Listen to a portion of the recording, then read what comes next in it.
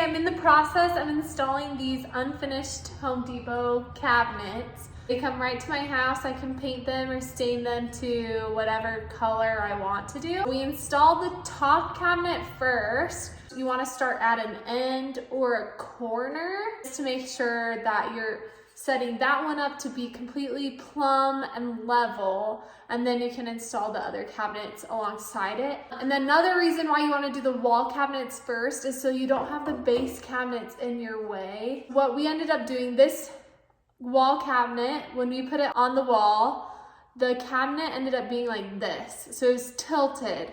So we needed to tilt our bottom part out more, and in order to do that, we just used some shims that we put under the cabinets to make it completely straight against the wall. So with those shims, we made sure we put it behind where the nails would go through, and those nails are going through studs in the wall. So make sure you know where the studs are, and then you can put those shims up there and then just cut off the shims with a multi-tool afterward. So now we're going to do the bottom, and I'm gonna show you kind of my process with the base cabinet. So with my base cabinets, I have my leveler just to make sure that it's completely level, because floors are not level. And I did use self-leveling concrete on the floor, but it's still not level. So what you're gonna do is use your leveler to see, is your cabinet completely level or is it bending up and down a certain way? Same thing, you're gonna take some shims and put them on the corners of where you need it to go so that it's completely level.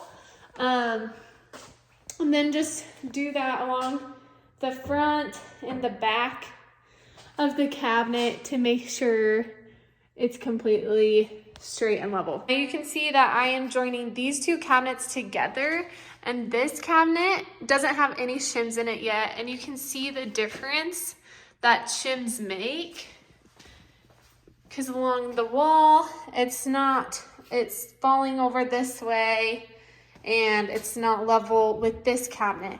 So before I put this cabinet into the studs in the wall, so the studs are right here and right here, before I nail it in, I'm going to combine these cabinets first and make sure they're both level on the ground and the same height. That way the countertop will go across the same height. I will also do this with my vanity area over here.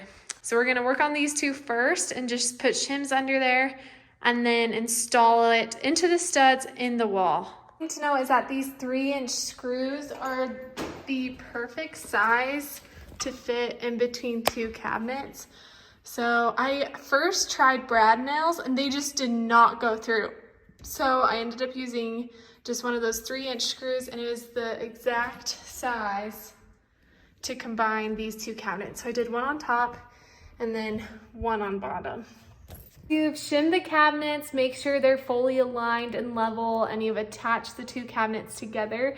It's now time to attach the cabinets to the wall. So I marked where the stud is. On this cabinet, there's only one, but I do have this cabinet attached to this one for added security.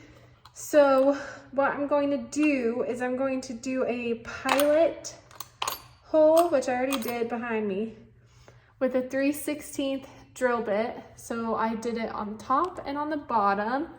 And then after I did this is a really cool trick that some people might not know, but I have this drill bit right here.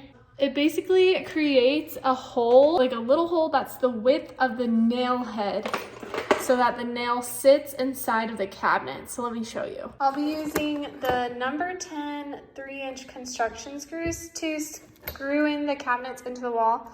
And because I'm using number 10, I'll be using that 10 drill bit so that I can set in the nails into the cabinet wall.